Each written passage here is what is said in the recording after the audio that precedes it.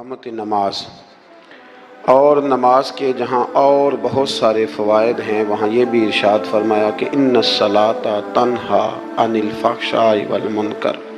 फरमाया बेशक नमाज मना करती है बेहयाई से और बुरे कामों से।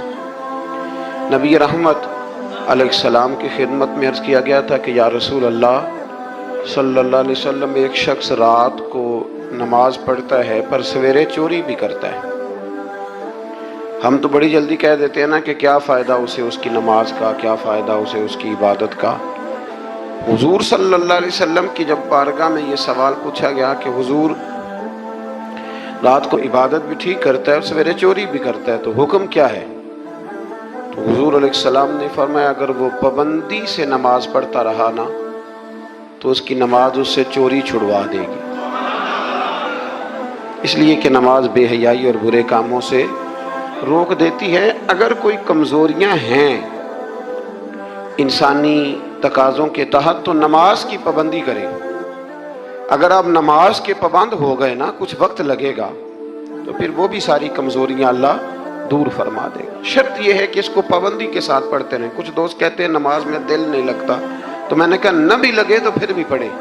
तो मेरा सवाल ये है कि एक आदमी बिल्कुल फारिग है, सिवाय नमाज के, इबादत के, सोने खाने के उसे कोई काम नहीं, और एक शख्स बेचारा मजदूर है, वो रेड़ी लगाता है, मिसाल देने लगा हूँ, वो रेड़ी लगाता है, उसके पास दुकान भी नहीं है कि वो शटर नीचे करे या ताला लगा के चला जाए। अब वो ना किसी को कह के आया कि यार ज़रा 10 मिनट ठहरना, मैं नमाज पढ़ के आया, तो वो चला गया। वो बड़ा बेचैन है कि मेरी पीछे रेड़ी भी है, वो बंदा जल्दबाज ना हो जाए, वो निकल ना जाए, वो थोड़ा सा मेरा रास है, 2-4 हज़ार का माल है, गरीब आदमी।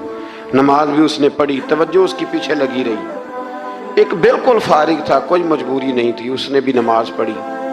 आप ये बताइए कि ज़्यादा हिम्मत किसने की? उसका तो दिल ही नहीं लगा नमाज में, रेड़ी की फिक्र थी,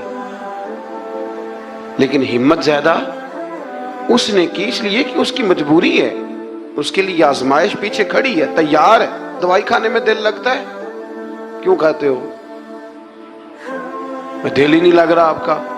खुदा ना खास्ता खाकम बदन, अल्लाह हम सबको माफ फरमाए, अगर बच्चे का ऑपरेशन कराना पड़ जाए तो दिल करता है?